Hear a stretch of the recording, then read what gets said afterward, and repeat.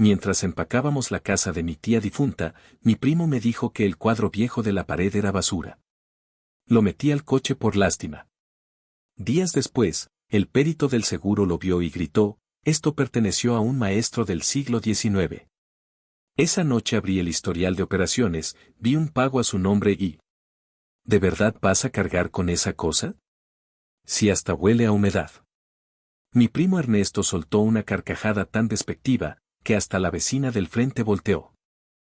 El cuadro no tenía marco dorado, ni firma legible. Solo un paisaje brumoso, con un río que se perdía entre árboles apagados. La tela estaba medio rasgada en una esquina, y los tonos, tristes. Muy tristes. Mi mamá decía que ese cuadro era lo único que la calmaba después de discutir con tu papá, solté, sin pensar demasiado. Él bufó. Y... igual es basura. Ya vendimos lo importante. No te hagas el nostálgico ahora. Y ahí estaba yo, con un cuadro bajo el brazo, parado junto al garaje de una casa que olía a cera vieja y abandono. La casa de mi tía Rosa. Cerramos la puerta con un portazo que sonó como un final. La camioneta ya iba cargada con cosas para donar, vender o tirar. Nadie más quería ese cuadro. Solo yo. Y ni siquiera sabía por qué. Esa misma noche lo dejé en el garaje de mi casa, detrás de unas bicicletas. No tenía ni dónde colgarlo. Pero 5 días después, cuando el perito del seguro vino a revisar un daño en mi coche, lo vio. Y gritó. Gritó de verdad. Pero tú sabes lo que tienes aquí, esto perteneció a un maestro del siglo XIX. El tipo, que se había comportado con calma durante toda la inspección, se volvió rojo de la emoción. Sacó su móvil, empezó a buscar algo, me hizo prometer que no lo tocara más. Me pidió una foto del reverso. Hablaba rápido, como si temiera que el cuadro desapareciera. ¿Dónde conseguiste esto?, insistió. ¿Lo compraste tú? Le dije que no. Que era de la casa de mi tía.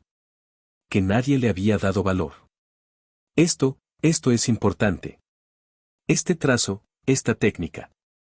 Mira, esta firma está casi borrada, pero coincide con una pieza registrada en el archivo del Instituto de Arte Colonial. Yo solo asentía. Me ardía la cara de la vergüenza, lo había metido por lástima. Y ahora el tipo hablaba de subastas, de restauración, de galerías. Me dejó su tarjeta. Me pidió que no comentara nada todavía. Pero esa noche no pude dormir. Me levanté a revisar el cuadro de nuevo. No por dinero. Por algo más. Algo no me cuadraba. Saqué una linterna, lo observé de cerca. Lo giré. La parte trasera tenía un sello casi invisible. Lo toqué. Parecía que en algún momento había estado pegado algo más.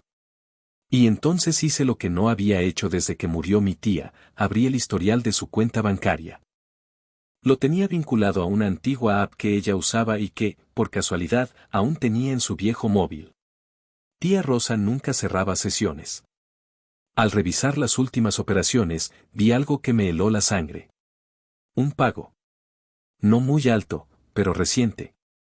Emitido desde la cuenta de mi tía, hacia el nombre exacto del pintor que el perito había mencionado. Un pago, a un hombre que había muerto en el siglo XIX. Y justo ahí, algo en mi cabeza hizo clic. Había un secreto en esa casa. Uno que ninguno de nosotros se imaginaba. Y yo, lo había metido al coche por lástima. Suscríbete al canal y dale like a este video para seguir descubriendo historias inspiradas en conflictos reales sobre familias, herencias, dinero y secretos de los que ya no es posible callar. Tu apoyo mantiene esta voz viva. Mi nombre es Esteban, y cuando pasó todo esto, tenía 38 años. Soy arquitecto independiente, divorciado desde hace 4 años, sin hijos, con una hipoteca a medio pagar y una pila de frustraciones bien organizada en carpetas de Google Drive. Vivía en las afueras de Zaragoza, en una casa modesta con jardín, herencia parcial de mis padres, que aún estoy reformando poco a poco entre encargos y facturas. Tía Rosa era la hermana menor de mi padre. Una mujer discreta, de esas que uno no valora en vida hasta que falta. No tuvo hijos, nunca se casó, y vivía sola en la casa familiar en el centro de Teruel, donde también había vivido mi abuela hasta su muerte. Yo la visitaba de vez en cuando, no tanto como debería, pero ella siempre me escribía por mi cumpleaños y me mandaba galletas en Navidad, hechas por ella misma aunque ya le temblaban las manos. Murió tranquila, mientras dormía, según nos dijeron. El piso quedó a nombre de los 3 sobrinos, Ernesto, hijo del hermano mayor, Marta, hija de la del medio, y yo. Cada uno con un tercio, aunque en la práctica, Ernesto y Marta se movieron rápido para vaciarlo y empezar con las gestiones para venderlo. Ni una semana había pasado del funeral cuando ya estaban discutiendo por cuánto pedir y qué hacer con los muebles. A mí todo eso me pareció precipitado. Había cosas ahí dentro que contaban historias, que tenían valor, no necesariamente económico, pero sí emocional. Pero eso, claro, no le servía a nadie para pagar la hipoteca o el alquiler. La dinámica fue clara desde el principio, Ernesto mandaba. Es agente inmobiliario y se cree experto en todo. Marta le seguía el juego, más por pereza que por convicción. Yo estaba en minoría. Cuando intenté hablar de tomarnos un poco más de tiempo para decidir, Ernesto me dijo: «Tío, no estamos para ponernos sentimentales. Esta casa no paga sus propias facturas». La verdad, no me sorprendió. Ernesto siempre fue así. De adolescentes, ya mostraba esa manera fría de ver las cosas. Cuando murió mi abuela, lo primero que preguntó fue si ella había dejado algo en efectivo. Acordamos entonces una repartición justa de los objetos. Lo valioso, electrodomésticos, vajillas, un par de relojes antiguos, se vendería. Lo que no tenía valor, se tiraba o se donaba.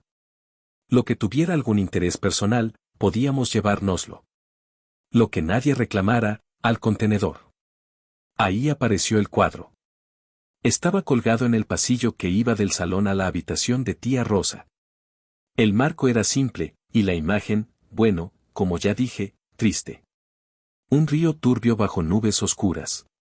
Un paisaje casi invisible por la capa de polvo. Pero yo recordaba haberlo visto desde niño. Siempre estaba ahí. Mi padre una vez comentó, medio en broma, que era tan deprimente que ni los ladrones lo querrían.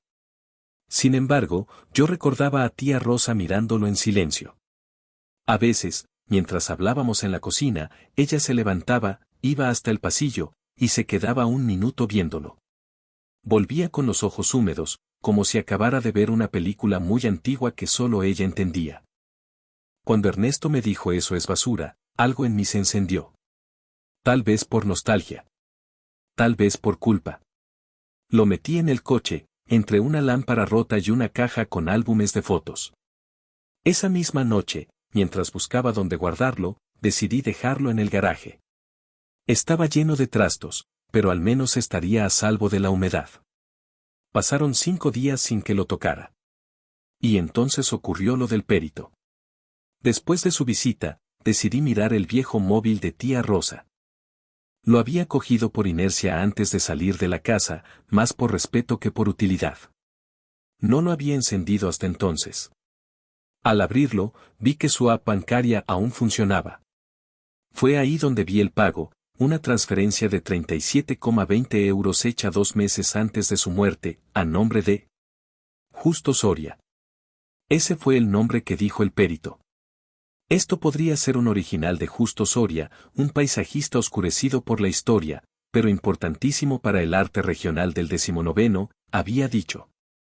Lo busqué en Google. El pintor había muerto en 1894.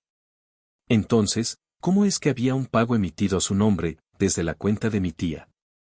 Llamé al banco, pero me dijeron que sin poderes legales o testamento no podían darme información adicional. Acordamos una cita para dentro de unos días, con mis primos incluidos, para revisar detalles del cierre de cuentas.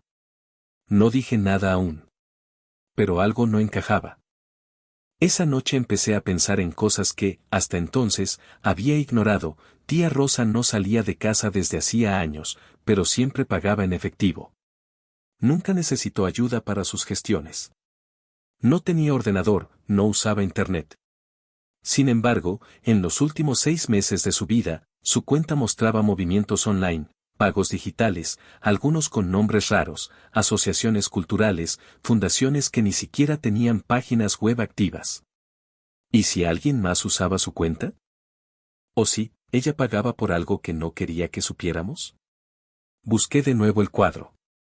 Esta vez, me fijé mejor. En la esquina inferior derecha, bajo una capa de polvo y algo de humedad, había una marca que parecía una firma. No del todo legible, pero parecía decir, J. Soria, 1879. No podía dejar de pensar en una frase que me dijo Marta días antes, mientras revisábamos un viejo costurero. La tía siempre decía que no quería que su historia acabara en manos equivocadas. Entonces me pregunté, ¿qué historia? ¿Y por qué, de entre todas las cosas que dejó atrás, solo ese cuadro parecía tan cuidadosamente colocado, como si esperara que alguien lo entendiera? La venta de la casa estaba en marcha. Ernesto ya tenía compradores interesados. Marta solo pensaba en cobrar. Nadie quería escuchar nada más sobre cosas raras. Yo sabía que si no hacía algo pronto, ese cuadro, ese nombre y ese pago a un muerto, se perderían para siempre entre papeles triturados y cajones vacíos. Tomé una decisión que, con el tiempo, dividiría a mi familia en dos. Y que todavía hoy no sé si fue la correcta. El día de la reunión en el banco llegó antes de lo que hubiera querido. Ernesto estaba de buen humor, como cada vez que olía el dinero cerca, Marta revisaba el móvil sin interés, y yo tenía las manos sudadas, el corazón alterado y una copia impresa de los últimos movimientos en la cuenta de tía Rosa, con un círculo en rojo sobre la transferencia que me quitaba el sueño.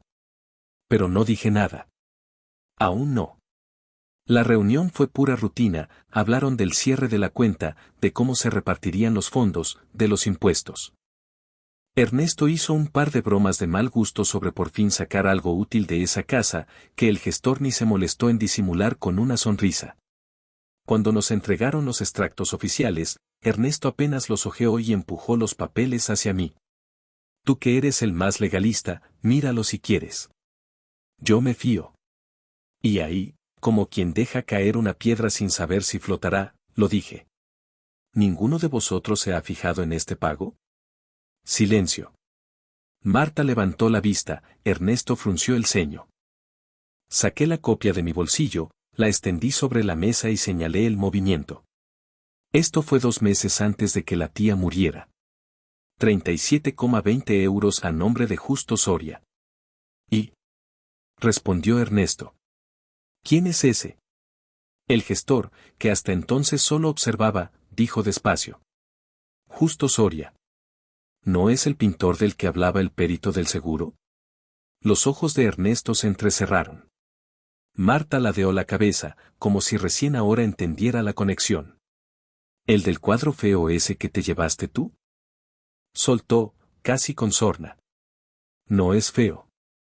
Es de un artista del siglo XIX. Y ese nombre figura aquí. Un pago digital desde la cuenta de la tía, a nombre de alguien que murió hace más de 100 años. Bueno, puede ser otra persona. Un homónimo, intentó Marta. ¿Y con ese mismo nombre raro? ¿Justo Soria? ¿Pagado justo cuando la tía apenas salía de casa? Ahí noté que Ernesto se estaba impacientando. A ver, Esteban. ¿Qué estás insinuando? ¿Que la tía hacía tratos con fantasmas? Estoy diciendo que tal vez, había algo más. Que esto no es solo una pintura vieja. Que a lo mejor la tía estaba protegiendo algo, y nosotros lo estamos rematando sin saber. ¿Y qué propones, Sherlock Holmes? ¿Que cancelamos la venta por un cuadro? ¿Por un maldito cuadro? Espetó Ernesto, golpeando la mesa con los nudillos. El gestor tosió incómodo. Lo que él dice, no es descabellado. Si realmente se confirma que es una obra original de Justo Soria, podría tener valor histórico. Incluso podría haber implicaciones legales si se trata de patrimonio oculto. Esa palabra, patrimonio oculto, fue como gasolina. Ernesto se levantó de golpe. Ya está bien. No vamos a parar la venta por una paranoia tuya. Si la tía tenía algún secreto, Bien que se lo llevó a la tumba. ¿Y si no? Dije en voz baja. Silencio otra vez. ¿Y si nos dejó pistas y tú estás tan apurado por cobrar que ni te das cuenta? ¿Pistas, Esteban? ¿Como en una película barata? Tío, estás delirando. Llévate tu cuadro, hazle un altar si quieres. Pero deja de meterte con lo que es de todos. Marta, incómoda, trató de calmarlo. Tal vez podemos esperar un poco. Solo un par de semanas. Pero Ernesto ya estaba cruzado. No. La venta sigue. Y si tú, me señaló con el dedo, intentas frenarla, te advierto que voy a pedir revisión notarial del testamento. A ver qué te corresponde realmente. A ver si lo que te llevaste no se considera apropiación indebida. Me quedé helado. Esa amenaza no era broma. ¿Apropiación? ¿De algo que nadie quería? Ahora resulta que si lo quieres, espetó. No porque signifique algo para ti, sino porque huele a dinero. Me dolió. Porque en parte, tenía razón. Ya no se trataba solo de emociones. Ahora quería saber. Necesitaba saber. ¿Por qué mi tía había pagado a un muerto? ¿Por qué había guardado ese cuadro toda su vida? ¿Por qué nadie más parecía querer mirar más allá de lo evidente? Haz lo que quieras, Esteban, dijo Ernesto mientras recogía sus papeles. Pero si esto nos retrasa, te vas a arrepentir. Salí del banco sin despedirme. Me subí al coche. Y en vez de ir a casa, fui directo a Teruel. A la casa vacía de mi tía. Entré con mi copia de las llaves. Silencio total. Polvo en suspensión. Una postal de lo que fue. Me paré frente al espacio vacío donde había estado colgado el cuadro. Observé el clavo oxidado, la sombra rectangular más clara en la pared. Y entonces me fijé en algo. Una pequeña hendidura en el zócalo, justo debajo del punto donde colgaba el cuadro. Como si se hubiese caído algo y la madera se hubiera hundido. Me agaché. Toqué con la uña. Y noté que esa parte del zócalo no estaba clavada. Estaba encajada. Lo extraje con cuidado. Detrás había una pequeña cavidad. Y dentro, un sobre. Amarillento. Sellado con una cinta negra. Sin nombre. Solo una palabra escrita con tinta vieja. Reverso. Ahí fue cuando supe que ya no había vuelta atrás. Había tocado algo que no debía. Me senté en el suelo de aquella casa vacía, con las piernas cruzadas y el sobre entre las manos, como si fuera una bomba. Reverso. Una palabra tan simple y, sin embargo, tan específica. No decía abrir, no decía urgente. Decía reverso. Como si solo tuviera sentido para quien supiera qué mirar. Como si estuviera esperando ese momento exacto. No lo abrí ahí. No me atreví. Lo guardé con cuidado en la chaqueta, salí, cerré la puerta con las manos temblorosas y me fui directo a casa. El trayecto de regreso a Zaragoza se me hizo eterno. El tráfico, la lluvia fina en el parabrisas, la radio en silencio, todo parecía ampliado, como si el mundo supiera que algo importante estaba a punto de revelarse. Pero al llegar a casa, no me senté a abrirlo enseguida. Fui al garaje. Encendí la luz, saqué el cuadro de donde lo había dejado, lo puse sobre una mesa de trabajo, y esta vez, lo observé no como un objeto decorativo ni como una pieza valiosa, sino como un mensaje. Lo giré con cuidado. La parte trasera tenía un cartón protector. Lo retiré. Y ahí estaba la tela desnuda, el bastidor de madera, y una zona distinta, más clara, como si se hubiera despegado algo que estuvo ahí por mucho tiempo. Un rectángulo de tela diferente, cosido, no grapado. Un parche. Y entendí lo que quería decir el sobre, el reverso no era solo una sugerencia, era una instrucción. Abrí el sobre finalmente. Dentro había una carta, escrita a mano. Reconocí la letra de mi tía, aunque estaba más temblorosa que de costumbre. Debía haberla escrito en sus últimos meses. La transcribo tal como estaba. Si alguien está leyendo esto, es porque decidió mirar lo que nadie más quiso ver. Este cuadro me fue entregado en 1981 por un hombre que no firmó con su nombre, solo me dejó una nota: lo oculto no es lo que se esconde, sino lo que pasa desapercibido. Me dijo que pertenecía a su abuelo, y que era parte de una serie de 5. Que cada uno tenía un secreto en el reverso. A mí me tocó custodiar este. No podía venderlo, ni restaurarlo, ni hablar de él. Solo mantenerlo visible, como una trampa a la vista.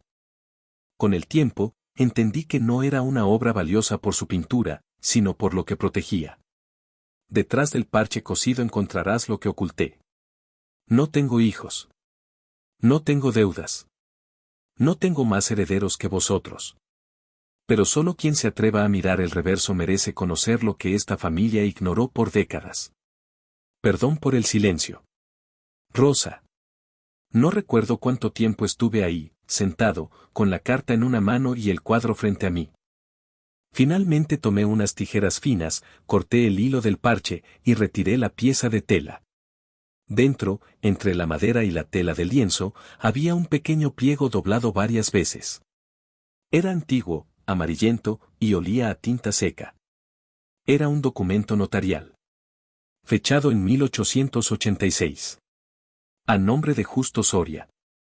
Un testamento manuscrito donde el pintor declaraba haber dejado 5 obras como contenedores de cartas, documentos y registros de transacciones ocultas. Según él, sus cuadros habían sido usados como pantalla por una red de comerciantes de arte que blanqueaban dinero mediante adquisiciones falsas. Él lo había descubierto, y en lugar de denunciarlo, porque temía por su vida, decidió preservar las pruebas de forma simbólica. La carta contenía nombres, fechas y hasta coordenadas de ubicación de otras piezas. Era una bomba.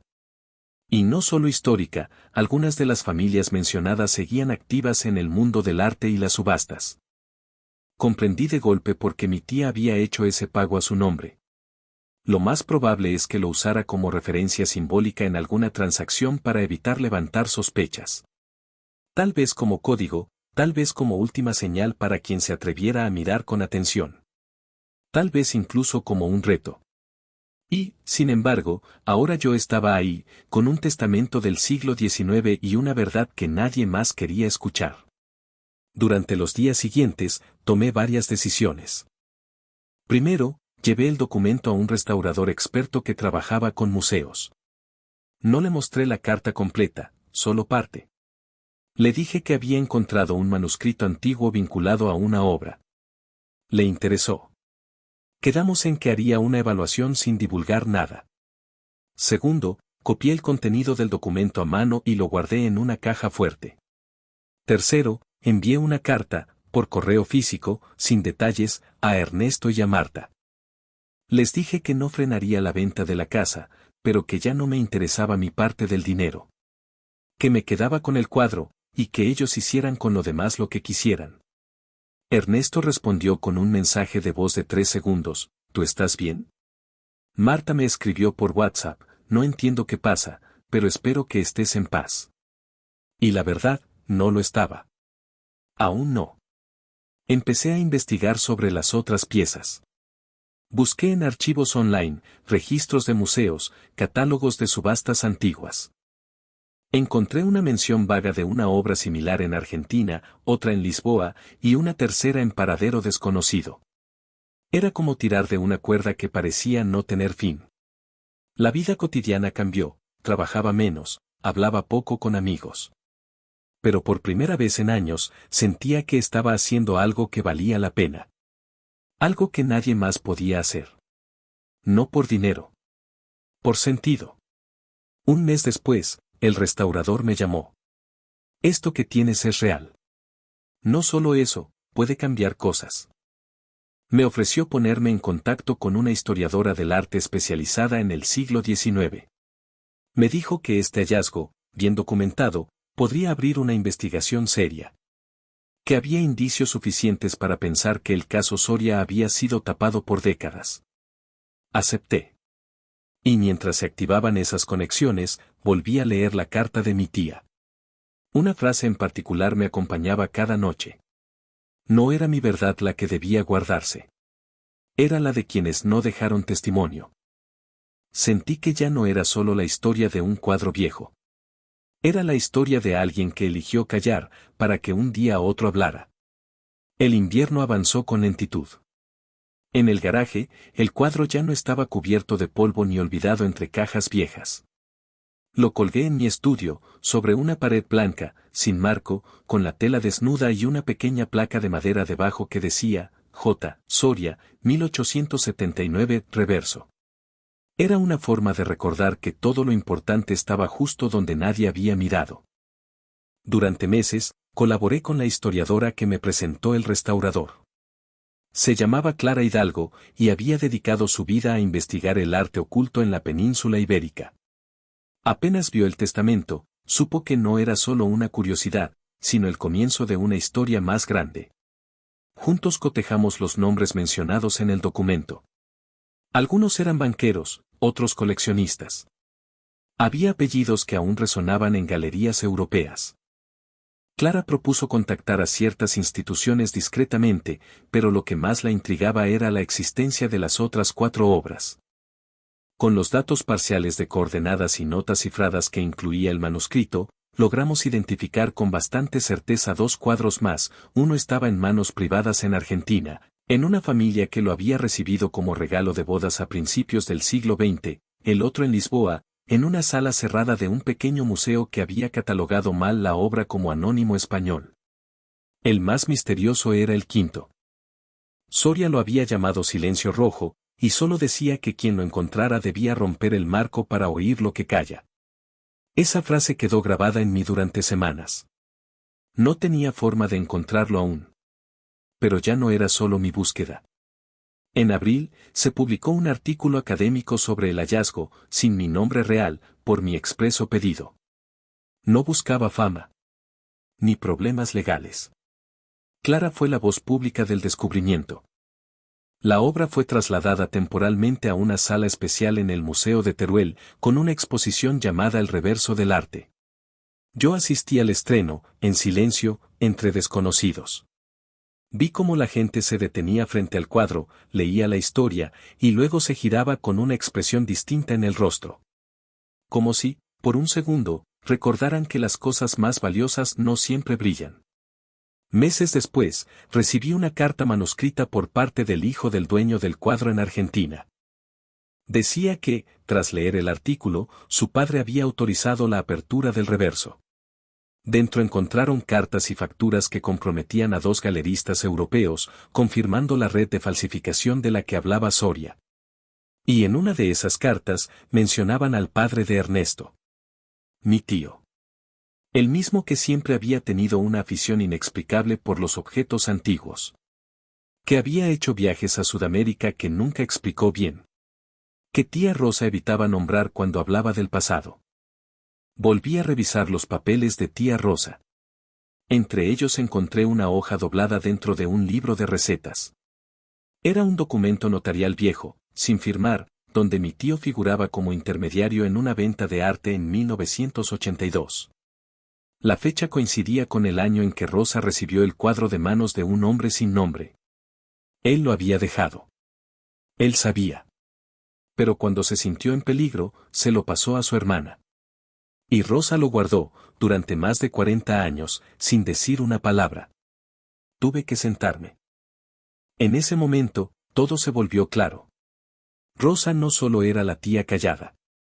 Era la protectora de un secreto que podía haber destruido reputaciones, incluido el nombre de su propio hermano. Eligió el silencio no por cobardía, sino por responsabilidad. Hasta que la enfermedad se acercó. Y entonces decidió dejar migas de pan. Y yo, sin saberlo, fui siguiendo el rastro. Cuando finalmente reuní a Ernesto y Marta en casa, semanas después de todo, puse el cuadro sobre la mesa. El original ya no estaba conmigo, claro, pero había hecho una reproducción exacta. Este cuadro guardaba más que arte, les dije.